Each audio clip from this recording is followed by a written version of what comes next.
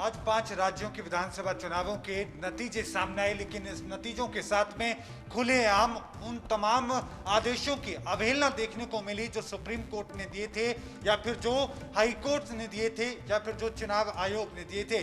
दरअसल उत्तर प्रदेश में पंचायत चुनावों की आज मतगणना हो रही थी, लेकिन इसके साथ में वहां पर भारी संख्या में लोगों की भीड़ देखने को मिली। एक जगह नहीं बल्कि उत्तर प्रदेश के अलग अलग जगहों पर इस तरह की स्थिति देखने को मिली। बात अगर पश्चिम बंगाल की करें तो पश्चिम बंगाल में भी जैसे जैसे रुझानों में जो टीएमसी थी वो आगे बढ़ती चली गई, उसी तरीके से उनके जो समर्थक थे वो जगह जगह पर हंगामा करते हुए नजर आए, नाचते गाते हुए नजर आए। जबकि आपको बता दें कि सीधे तौर पर चुनाव आयोग ने ये रोक लगा रखी थी। उन्होंने कहा था कि किसी भी तरह का कोई विजय जुलूस नहीं निकाला जाएगा, किसी भी तरह का कोई जश्न नहीं मनाया जाएगा, क्योंकि कोरोना काल है और ऐसे में नतीजों को बहुत सादगी के साथ रखना है, उनको बहुत सादगी के साथ लेना है। लेकिन बावजूद इसके भारी संख्या में टीएमसी के जो कार्यकर्ता थे वो लगातार अपने जश्न में मशगूल रहे, पटाखे फोड़े गए, रंग के साथ एक दूसरे पर गुलाल लगाया गया। इसके साथ ही बीजेपी ऑफिस के सामने जाकर जमकर हंगामा किया गया। इस दौरान जब पुलिसकर्मियों ने उन्हें रोकने की कोशिश की तो इस दौरान पुलिस वालों के साथ भी जमकर हंगामा करते हुए टीएमसी के कार्यकर्ता नजर आए। लेकिन इसके साथ ही आपको ये भी बताते चले कि इस पूरी स्थिति को देखने के बाद चुनाव आयोग ने तुरंत आदेश दिया कि इन लोगों के खिलाफ, जो लोग इस तरह की हरकत कर रहे हैं, उन लोगों के खिलाफ एफआईआर दर्ज की जानी चाहिए और साथ में जिन पुलिसकर्मियों की ड्यूटी वहां पर मौजूद है, जिन पुलिसकर्मी वहां पर जो लगातार अपनी ड्यूटी दे रहे हैं, उन लोगों के खिलाफ भी कार्रवाई करने की बात चुनाव आयोग ने की है। उन्होंने कहा कि आप लोग चुनाव आयोग और आदेश जो सुप्रीम कोर्ट ने दिए थे उनको मनवाने में आप लोग सकारात्मक तरीके से कदम नहीं उठा पाए हैं। यही वजह है कि जो लोग हैं वो इस तरीके से धज्जियां उड़ा रहे हैं। बात सिर्फ पश्चिम बंगाल के नहीं बल्कि अगर तमिलनाडु, केरल और तमाम उन राज्यों की करें जहां पर विधानसभा चुनाव हुए हैं, तो आपको बता दें कि जिस जिस राज्य में उनकी जो राजनीतिक दल, जो सपोर्टर्स थे, जैसे जैसे रुझानों में अपनी जीत के करीब वो पहुंचते चले गए, वैसे वैसे ही लगातार जश्न का जो माहौल था जगह जगह पर देखने को मिला। लेकिन सबसे बड़ी जो चुनौती जो इस बार जो बहुत महत्वपूर्ण थी चुनाव आयोग के लिए वो ये थी कि किसी तरीके से कोरोना काल में जो काउंटिंग सेंटर्स पर लोगों की भीड़ इकट्ठी ना हो और किसी भी हाल में जल्द से जल्द इस काउंटिंग को खत्म किया जाए। लेकिन बावजूद इसके कई जगहों पर ऐसी तस्वीरें देखने को मिली कि जो लोग अधिकारी थे, जिन लोगों की ड्यूटी काउंटिंग सेंटर्स पर लगाई गई थी, उनमें से कई लोगों की तबीयत बिगड़ गई। पश्चिम बंगाल में तो आलम यह रहा कि एक शख्स बेहोश हो गया जिन्हें अस्पताल में भर्ती कराया गया। लेकिन देखना दिलचस्प होगा कि चुनाव आयोग के जो आदेश थे, सुप्रीम कोर्ट के जो आदेश थे, उन आदेशों के बावजूद, सख्ती के बावजूद आखिरकार क्या कोरोना पर रोक लग पाएगी और क्या जो आंकड़े जिस दौरान वहां पर लोग पहुंचे थे, क्या वो लोग कोरोना से बच पाएंगे, ये देखना दिलचस्प होगा। वीडियो जर्नलिस्ट हरपाल के साथ मोहित चौधरी, एएनवी न्यूज। देश में कोरोना से बिगड़ते हालात के बीच आज प्रधानमंत्री नरेंद्र मोदी ने हेल्थ एक्सपर्ट्स के साथ एक अहम बैठक की। बैठक में ये निर्णय लिया गया कि जो 1 अगस्त को नीट की परीक्षा होनी थी, मेडिकल की परीक्षा होनी थी, उसको स्थगित किया जाए। साथ ही जो एमबीबीएस के छात्र हैं या जो नर्सिंग के स्टूडेंट्स हैं, उनको कोरोना मरीजों के इलाज के लिए लगाया जाए। बैठक के दौरान इस बात पे भी चर्चा हुई कि जो स्टूडेंट्स कोरोना के मरीजों के लिए सेवा देंगे, उन्हें सरकार की ओर से जब भर्ती होगी, उन्हें छात्रों को वरीयता दी जाएगी। ना सिर्फ वरीयता दी जाएगी बल्कि उन छात्रों को इंसेंटिव भी दिया जाएगा। हालांकि इस फैसले पे अंतिम निर्णय सोमवार को लिया जाएगा। एएनबी के लिए अदिति विश्वकर्मा की रिपोर्ट। कोरोना का कहर थमने का नाम नहीं ले रहा है। दरअसल लगातार कोरोना के नए रिकॉर्ड सामने आ रहे हैं। कोरोना के केस बढ़ते ही जा रहे हैं, जिससे सरकार ही नहीं आम जनता भी काफी ज्यादा परेशान है। साफ तौर पर सरकार सख्ती बरतने की बात करती है, लेकिन कोरोना जो है वो अपनी रफ्तार कम करने का नाम नहीं ले रहा है। लोग सावधानियां नहीं बरत रहे हैं। हरियाणा में कोरोना बहुत तेज़ी से बढ़ता जा रहा है।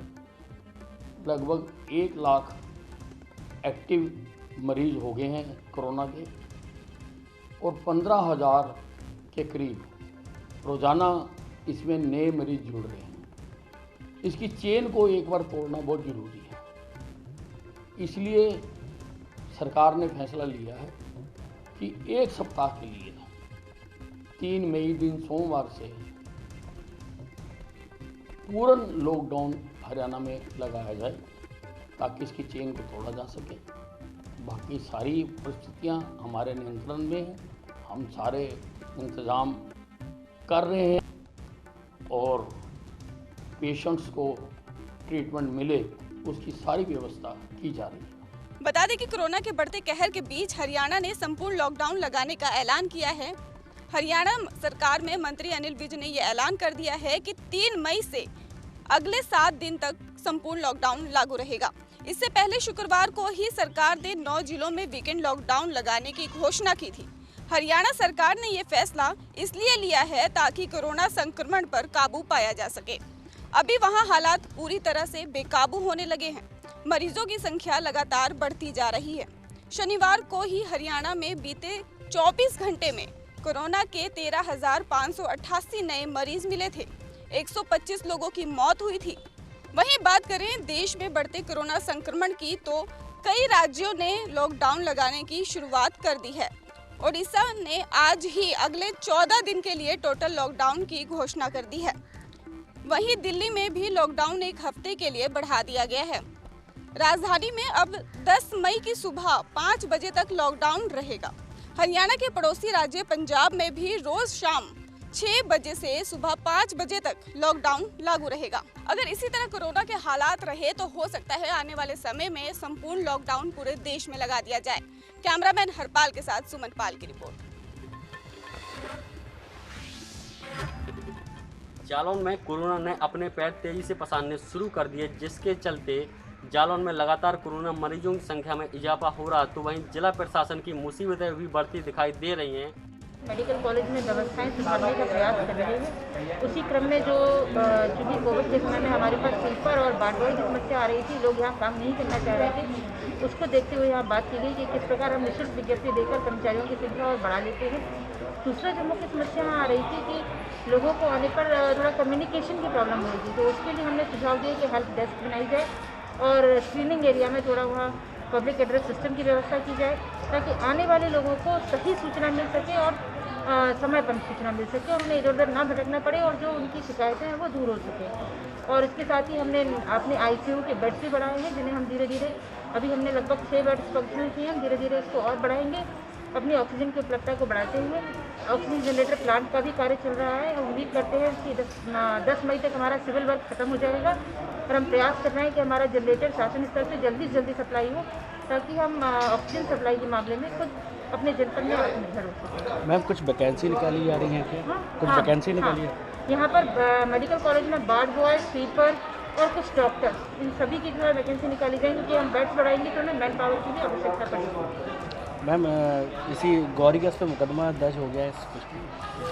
देखिए, उसको नोटिस दिया गया है कि हमारी जो सप्लाई चल रही थी, जो हमारा पूरा अनुबंध था, उसके अनुसार सप्लाई नहीं की जा रही है। लेकिन यह है कि उसका एक है हमारे पास अभी आपूर्ति करनी है, तो हम प्रयास कर रहे हैं कि हमारी सप्लाई वहाँ से बढ़े और हम फिलहाल भरुआ समेत को अपनी सप्लाई दें। तो वहीं जिलाधिकारी प्रियंका निरंजन ने स्वास्थ्य सेवाओं को ठीक करने के लिए मेडिकल कॉलेज पहुंची, जहां पर चरमराई स्वास्थ्य सेवाओं को पटरी पर लाने के लिए लगातार जिलाधिकारी प्रयास कर रही हैं। तो वहीं उन्होंने बताया कि मेडिकल कॉलेज में स्लीपर और वार्ड वाई कमी आ रही थी, जिसको लेकर काफ़ी समस्याएं आ रही। तो वहीं उन्होंने बताया कि मेडिकल कॉलेज में स्टाफ बढ़ाने की शुरुआत कर दी गई है, जिससे भविष्य में कोई भी मरीजों को तकलीफ ना पहुंचे। वहीं उन्होंने डॉक्टरों को सख्त निर्देश दिए हैं कि कोई भी लापरवाही ना बरती जाए और कोई भी लापरवाही बरती जाती है तो सख्त से सख्त कार्रवाई की जाएगी। ANB news Mayank Rajput, Jalaun. देखते हुए यहाँ पे अधिकारी नियुक्ति की जा रही है। अधिकारियों लोग द्वारा यहाँ पर चौक चौराहों पर काफ़ी निगरानी की जा रही है। यहाँ के क्षेत्र के लोगों में आवागमन की सुविधाएं काफ़ी तरीके से जो अवरुद्ध कर दिया गया है। कोरोना की जो चेन है उसको तोड़ने के लिए इसका थोड़ा सख्ती से लागू करने हेतु राज्य प्रशासन द्वारा निर्देशित किया गया, जिसके ही संबंधित ये कार्रवाई चल रही है जो आप देख रहे हैं, जिसमें हम सुबह भी, दोपहर में भी, शाम को भी लगातार इसमें जो भी कोरोना कर्फ्यू का उल्लंघन कर रहे हैं या अनावश्यक कामों से या बिना काम के जो बाहर घूम रहे हैं उनके विरुद्ध ये कार्रवाई की जा रही है। इसमें समझाइश भी दी जा रही है लोगों को, वो लोगों के ऊपर चालानी कार्रवाई भी की जा रही है और कुछ के ऊपर अलग से दंडात्मक वैधानिक कार्रवाई भी की जा रही है। यहाँ पे जनता काफ़ी सजग दिखाई दे रही है, प्रशासन के लोग यहाँ पर काफ़ी सजग नज़ारे दिखाई दे रहे हैं। मैं बालाघाट से वीरेंद्र श्रीवास्तव, ANB न्यूज़ से। रीवा जिले के बैकुंठपुर थाना अंतर्गत कटकी गांव में आज सुबह उस वक्त हड़कंप मच गया जब ग्रामीणों ने एक शव को नदी में बहते हुए देखा। ग्रामीणों के द्वारा तत्काल बैकुंठपुर पुलिस को सूचना दी गई। हालांकि मौके पर पहुंची बैकुंठपुर पुलिस ने गोताखोरों की मदद से शव को बाहर निकाला। बैकुंठपुर में आज सवेरे एक युवक की लाश बरामद हुई है जिसकी उम्र लगभग 25-30 साल के आसपास बताई जा रही है। सगरा में कुछ दिन पहले गुमशुदगी दर्ज हुई थी। प्रथम दृष्टया जब पता किया गया, उसके परिजनों को बुला गया तो उनके द्वारा उसकी शिनाख्त की गई है और जो गुमशुदगी दर्ज हुई थी उसी की लाश ये होना बताया गया है। अभी उसका पीएम कराया जा रहा है। पीएम के पश्चात में जो भी इसमें तथ्य सामने आएंगे उसके आधार पर इसमें कार्रवाई करेंगे। संभवतः अगर इसमें ड्राउनिंग होती है तो मर्ग जाँच की जा रही है, तो उसी के आधार पर इसमें कार्रवाई होगी। शव 3 दिन पुराना था। वहीं बैकुंठपुर पुलिस के द्वारा जब शव की पहचान की गई तो पता चला कि मृतक युवक सगरा थाना अंतर्गत इटवा निवासी अरमान साकेत है, जो कि 3 दिन पूर्व सगरा थाना अंतर्गत ही बिहर नदी में नहाने के लिए अपने दोस्तों के साथ गया हुआ था। वह पैर फिसल जाने की वजह से और नदी में बहाव होने की वजह से वह लापता हो गया। वहीं जो मृतक के दोस्त थे उनके द्वारा मृतक युवक के परिजनों को इस बात की जानकारी दे दी गई थी कि युवक नदी में बह गया है।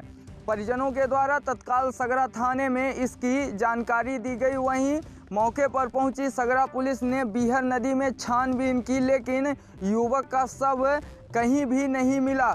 हालांकि 3 दिन बाद आज बैकुंठपुर थाना अंतर्गत कटकी गांव में युवक का शव मिला। वहीं पुलिस के द्वारा मौके पर परिजनों को भी बुला लिया गया है और शव को पोस्टमार्टम के लिए नज़दीकी सामुदायिक स्वास्थ्य केंद्र में भेज दिया गया है। पुलिस आगे की जांच में जुट गई है। एएनबी न्यूज के साथ संवाददाता विजय त्रिपाठी, रीवा।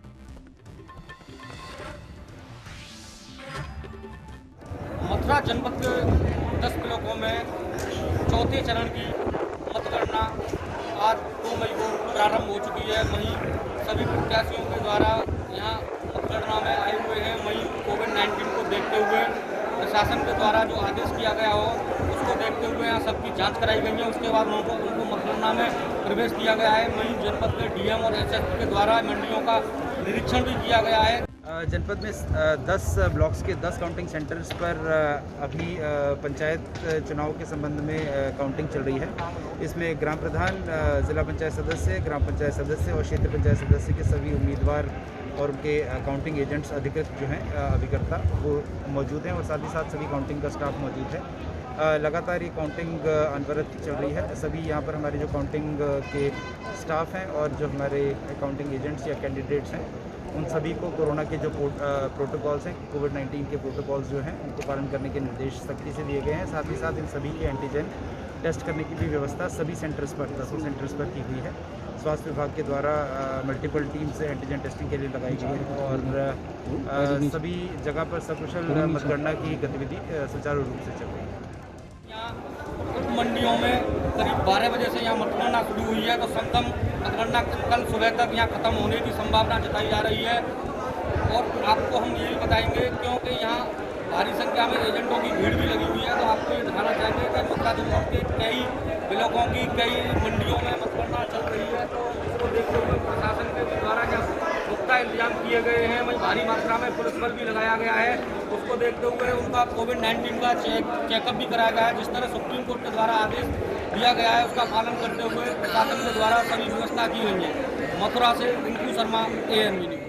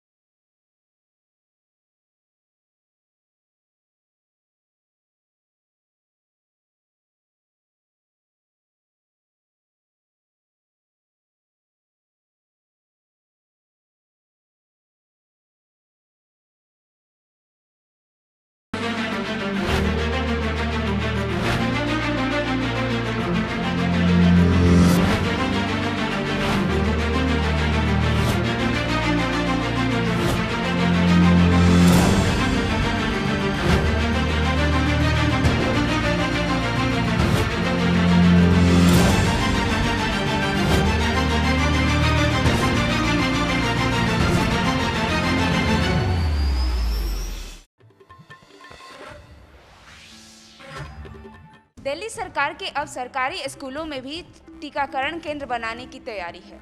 हमारे पास ऑलरेडी 4.5 लाख वैक्सीन्स आ गई हैं और उनको अब सारे डिस्ट्रिक्ट्स में डिस्ट्रीब्यूट कर रहे हैं। परसों सुबह से अब बड़े स्केल के ऊपर वैक्सीनेशन दिल्ली में शुरू हो जाएगा और मेरी सब लोगों से रिक्वेस्ट है, अभी वॉक इन नहीं है तो सेंटर्स के ऊपर लोग लाइनें ना लगाएं कि भाई मेरी पहले लाइन, सबको अपॉइंटमेंट मिलेंगे, आप अपॉइंटमेंट ले लें, अपना ऑनलाइन अपॉइंटमेंट लें और जो अपॉइंटमेंट आपको मिले उसी के हिसाब से सब लोग आएँ, बिना रजिस्ट्रेशन के और बिना अपॉइंटमेंट के ना आएँ। तो परसों से पूरे दिल्ली में शुरू हो जाएगा। सोमवार से राजधानी में 18 से 44 साल के लोगों को कोरोना का टीका लगाना शुरू होगा। इसके लिए दिल्ली सरकार के 77 स्कूलों में वैक्सीनेशन सेंटर बनाने की तैयारी की है।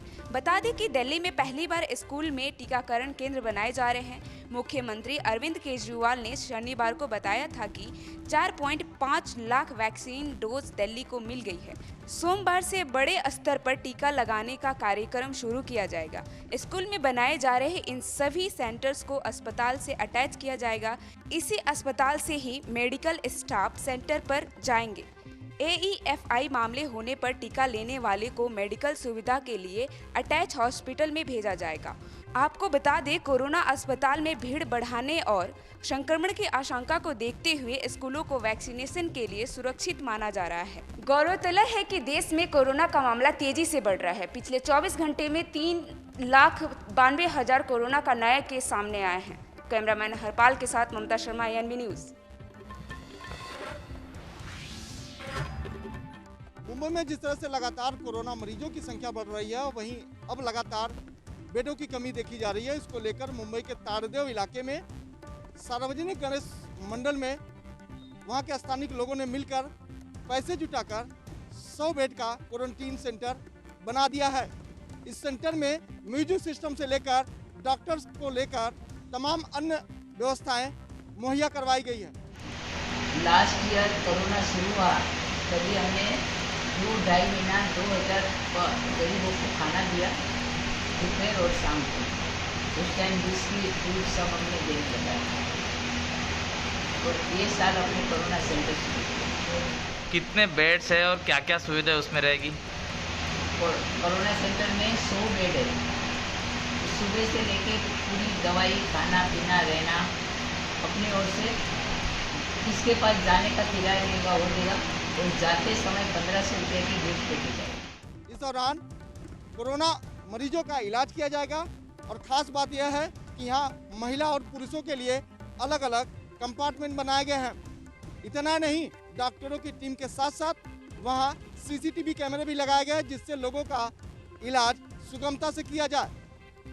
स्थानीय लोगों का कहना है कि मुंबई में लगातार जिस तरह से बेड की कमी देखी जा रही थी, उसको लेकर हम लोगों ने सेवा का मन बनाया और वहीं स्थानीय लोगों ने मिलकर अपने अपने पैसे देकर इस तरह से 100 बेड का क्वारंटीन सेंटर बनाया है, जिसमें म्यूजिक सिस्टम से लेकर तमाम अन्य सुविधाएं मुहैया करवाई गई है। इतना ही नहीं, जब इलाज किया जाएगा उस दौरान गर्म पानी से लेकर खाने तक की मुफ्त व्यवस्था की गई है।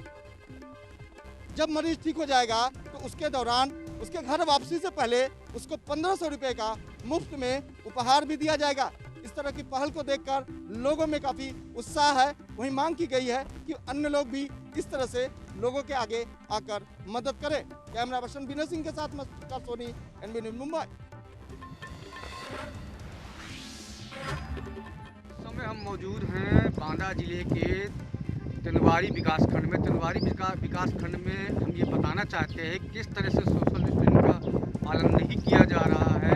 यहाँ आज मतगणना चालू है। मतगणना चालू होने के दौरान यहाँ जो है कोरोना, इस समय वैश्विक महामारी कोरोना जो चल रही है उसको देखते हुए यहाँ जो है किसी प्रकार का पालन नहीं किया जा रहा है। यहाँ मैं आपको ये बताना चाहता हूँ कि तिनवारी विकासखंड में आज मतगणना चालू है। मतगणना चालू होने के उपरांत यहाँ जो है कोरोना को देखते हुए जो गाइडलाइनें हैं सरकार की, उस गाइडलाइनिंग को पूरा नहीं किया जा रहा है। यहाँ मैं आपको ये दिखाना चाहता हूँ कि जो तिनवारी विकासखंड है, तिनवारी विकासखंड में लगातार जो है यहाँ लोग जो है एक दूसरे के ऊपर जो है चढ़े हुए हैं। यहाँ जो है कोरोना जो इस समय वैश्विक महामारी चल रही है उसका पालन नहीं किया जा रहा है।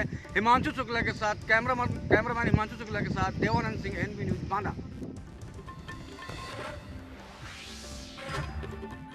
मिर्जापुर जनपद के 12 ब्लॉकों के लिए सुबह से ही काउंटिंग जारी है। हालांकि बात सुरक्षा की जाए तो सुरक्षा के व्यापक इंतजाम किए गए हैं। वही मतगणना में कोरोना की गाइडलाइन का भी पालन किया जा रहा है भरपूर। हम लोग ये राजकीय पॉलिटेक्निक कॉलेज है, यहाँ हम लोग जिला पंचायत सदस्य की मतगणना की गिनती कराने आए हैं। क्या व्यवस्था है? व्यवस्था देख ही रहे हैं, राम भरोसे है सब। कोई व्यवस्था दिख रहा है आपको? कोविड का पालन क्या हो रहा है? कुछ नहीं हो रहा है, देख लीजिए चारों तरफ आप कैमरा घुमा के। कोई पालन आपको लग रहा है? कुछ नहीं, सब राम भरोसे चल रहा है। जैसे देश राज्य हर जगह चल रहा है वैसे ही चल रहा है। क्या आप लोग को डर लग रहा है ऐसे में? क्यों नहीं डर लगेगा? कोविड की महामारी जो चल रही है वो आप देख सकते हैं। सरकार की मंशा बिल्कुल सही नहीं है और हर जगह लाइन लग रहा है। चाहे कोविड का जांच का हो तो भी वहाँ दुर्व्यवस्था रही हो, चाहे गणना की व्यवस्था हो वहाँ भी दुर्व्यवस्था है। डर लग रहा है आप लोगों को? अरे भाई बिल्कुल जीवन है, डर तो लगेगा ही, जान है तभी जहान है। आपको बता दें कि जैसे जैसे समय नज़दीक आ रही है प्रत्याशियों के दिलों की धड़कन और तेज होती जा रही है। मैं मिर्जापुर जनपद के लालता सिंह डिग्री कॉलेज में मौजूद हूँ। इस समय यहाँ पर आप देख सकते हैं हमारे पीछे सुरक्षा के काफ़ी इंतजाम किए गए हैं। चप्पे चप्पे पर सुरक्षा भारी फोर्स तैनाती की गई है काउंटिंग के जगह पे। मिर्जापुर से NB न्यूज़ संवाददाता राम कुमार सिंह। के अंदर 4 चरणों के ग्राम पंचायत और जिला पंचायत चुनाव संपन्न हो गए हैं, जिनकी आज मतगणना हो रही है। यहाँ मतगणना पर जो प्रत्याशी हैं वो अपने एजेंट बन करके अंदर हैं और उनके जो समर्थक हैं वो बाहर खड़े हैं। बाहर जो प्रत्याशियों के समर्थक खड़े हैं उन प्रत्याशियों के समर्थक को पुलिस प्रशासन रोकने की कोशिश कर रहा है, लेकिन ये समर्थक बाज नहीं आ रहे हैं।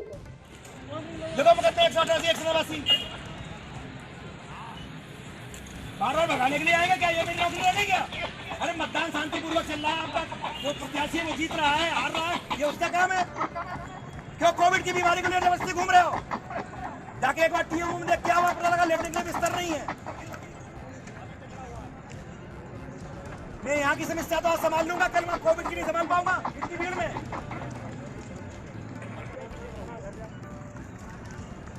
आपकी बात आपने इसके लिए बता रहे तो भी बुरी लग रही है। कुछ नहीं, लीगली काम करो, इतनी बहाने हैं, बहान के साथ काम करो। यहाँ पुलिस प्रशासन ने इनके ऊपर डंडा चार्ज भी किया, लेकिन ये समर्थक रुकने का, ये यहाँ से जाने का नाम ही नहीं ले रहे हैं। यहाँ जो पुलिस प्रशासन अलर्ट कर दिया है, कई बार इन लोगों के ऊपर बल प्रयोग किया है, लेकिन यहाँ के जो समर्थक प्रत्याशियों के हैं वो बाज नहीं आ रहे हैं। एकजुट होकर के भारी तादाद में इकट्ठा है। पुलिस प्रशासन ने कई बार इनके ऊपर डंडे का बल प्रयोग किया है, लेकिन ये लोग किसी तरीके से मानने के लिए तैयार नहीं है और अपनी जीत हासिल कर जोर और शोर से प्रत्याशियों का स्वागत करने के लिए खड़े हुए हैं। मोंडा पांडे थाना क्षेत्र के राजेंद्र सिंह इंटर कॉलेज पर यह मतगणना चल रही है। यहाँ पर भारी पुलिस बल अलर्ट कर दिया गया है। जो समर्थक हैं उन समर्थकों को यहाँ मतगणना स्थल से काफ़ी दूर खड़ा किया है, लेकिन प्रशासन अभी भी अलर्ट है। इन लोगों को हिदायत दे रहा है कि कोरोना जैसी महामारी को रोकने के लिए हमें और तुम्हें मास्क और सैनिटाइजर इस्तेमाल करना बहुत ज़रूरी है, 2 गज की दूरी बहुत ज़रूरी है। लेकिन ये जो प्रत्याशी हैं, इनके जो समर्थक हैं वो बाज नहीं आ रहे हैं। पुलिस प्रशासन के बल प्रयोग के बाद भी भारी तादाद में इकट्ठा होकर खड़े हुए हैं।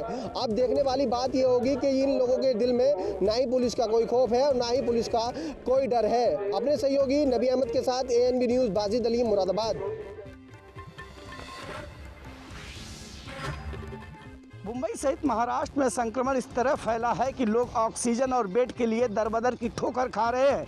मुंबई के BKC और दहिसर चेकनाके में बने जंबो क्वारंटीन सेंटर में अब बेड नहीं बचा है। लगातार वहां संक्रमण मरीजों की संख्या बढ़ रही है। प्राइवेट अस्पताल से लेकर सरकारी अस्पताल में जिस तरीके से ऑक्सीजन और दवाइयों की किल्लत है, ऐसे में लगातार जो पेशेंट बढ़ रहे हैं वो महाराष्ट्र सरकार के लिए काफ़ी चिंता का विषय है। रेलवे स्टेशन से लेकर बीएसटी की बस जो सेवाएं जारी हैं, कहीं न कहीं इसमें जो लापरवाही बरती जा रही है और वो संक्रमण को बढ़ाने में एक अहम भूमिका निभा रही है। मुंबई पुलिस चप्पे चप्पे पर अपनी नज़र गड़ाई है। नियमों का पालन कराने के लिए बीएमसी और पुलिस भरजोर कोशिश कर रही है, लेकिन हालात इस तरह बिगड़ गए हैं कि मरने वालों का आंकड़ा और कोरोना संक्रमण मरीजों की संख्या में प्रतिदिन इजाफा देखा जा रहा है। समय रहते लोग सावधानी नहीं बरते और सही समय पर टीकाकरण नहीं हुआ तो हालात काफ़ी बिगड़ जाएंगे। एनबी न्यूज़ के लिए मुंबई से मुरारी सिंह।